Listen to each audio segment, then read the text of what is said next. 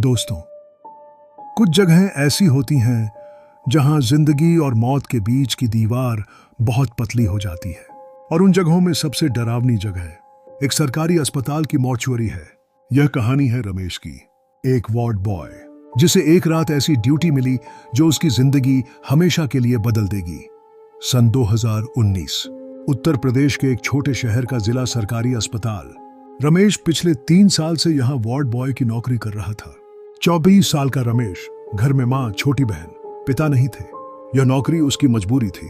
उस अस्पताल में मॉर्चुअरी थी, मुख्य इमारत से अलग पुरानी बिल्डिंग के आखिरी छोर पर। दिन में भी वहां जाने से लोग कतराते थे।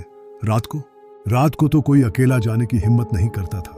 लेकिन उस रात 14 नवंबर रमेश के साथी महेश को अचानक तेज बुखार चढ़ा।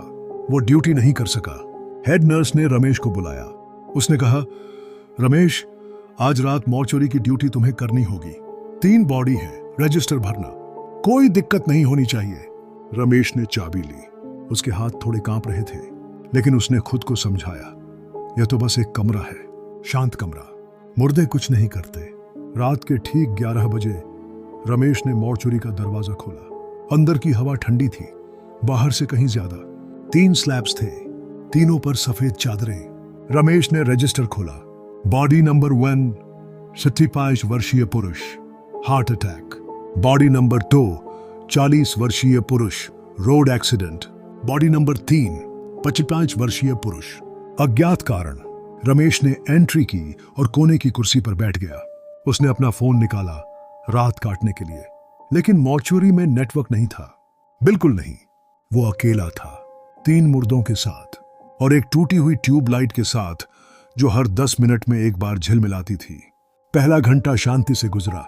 रमेश ने खुद की पीठ थपथपाई। देखा, कुछ नहीं है यहां।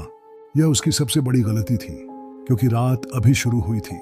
रात के 1:17 रमेश की आंखें भारी हो रही थीं।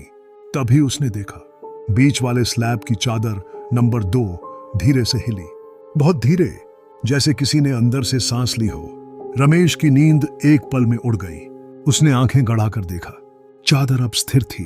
हवा होगी, उसने सोचा, लेकिन दरवाजा बंद था, खिड़की बंद थी, कोई हवा नहीं थी। रमेश उठा, धीरे धीरे उस स्लैब के पास गया। उसने चादर के किनारे को ठीक किया। सब नॉर्मल था। बॉडी ठंडी थी, बिल्कुल ठंडी। वो वापस बैठा। 5 मिनट बाद चादर फिर हिली, इस बार थोड़ी ज्यादा। और इस बार उसके नीचे से एक आवाज आई, बहुत धीमी, बहुत कमजोर। पानी। रमेश का दिल एक पल के लिए रुक गया। रमेश जमा खड़ा था। वो समझ नहीं पा रहा था, अंदर जाए या बाहर भागे। तभी धड़ धड़ धड़, मॉर्चुअरी के बाहरी दरवाजे पर दस्तक। रात के 1:30 बजे। रमेश ने सोचा, शायद कोई नर्स है, शायद डॉक्टर है। उसने पूछा, कौन है? कोई जवाब नहीं। फिर दस्तक, धड़ धड़। रमेश ने हिम्मत करके दरवाजा खोला। बाहर कोई नहीं था, सिर्फ अंधेरा। और दूर, बहुत दूर, एक सफेद साया जो अंधेरे में खड़ा था, हिल नहीं रहा था, बस देख रहा था। रमेश ने दरवाजा बंद किया, सांस रोककर। उसके माथे पर ठंडा पसीना था। उसने सोचा, शायद कोई मरीज था, शायद कोई रिश्तेदार था, शायद। लेकिन जो उसने देखा वो किसी इंसान जैसा नहीं लगा, क्योंकि वो साया जमीन से ऊपर था। रमेश अब कुर्सी छोड़ नहीं रहा था, दोनों हाथ घुटनों पर, आंखें तीनों स्लैब्स पर। वो गिन रहा था, 1, 2, 3। तीनों ठीक थीं। रात के 2:33। ट्यूबलाइट एक बार झिलमिलाई, बुझी, और जब वापस जली, तीसरे स्लैब की चादर के नीचे से 2 उभार थे, जैसे दोनों हाथ सीधे खड़े हो गए हों। रमेश की सांसें रुक गईं। उसने कदम आगे बढ़ाया, 1, 2, 3। उसने चादर का कोना उठाया और जो उसने देखा, उस आदमी की आंखें खुली थीं और वो आंखें रमेश को देख रही थीं।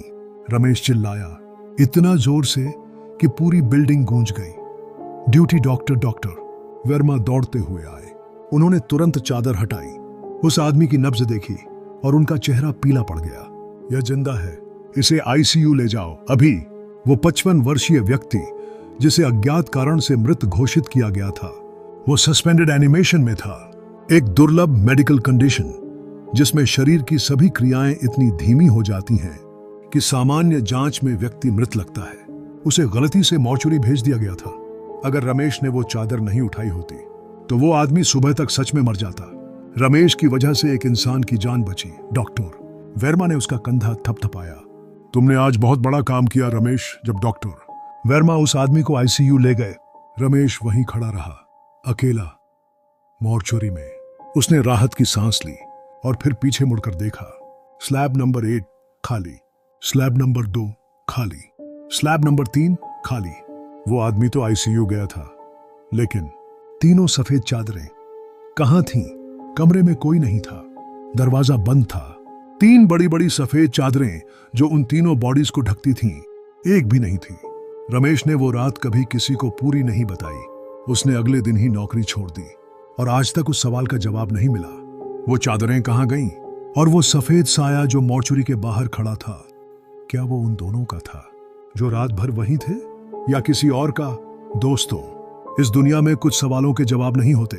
कुछ रातें ऐसी होती हैं जो इंसान को तोड़ देती हैं, और कुछ जगहें ऐसी होती हैं जहां जाने के बाद आप वही नहीं रहते जो पहले थे। रमेश आज एक छोटी सी दुकान चलाता है। कभी कभी रात को उठ जाता है और बस छत को देखता रहता है।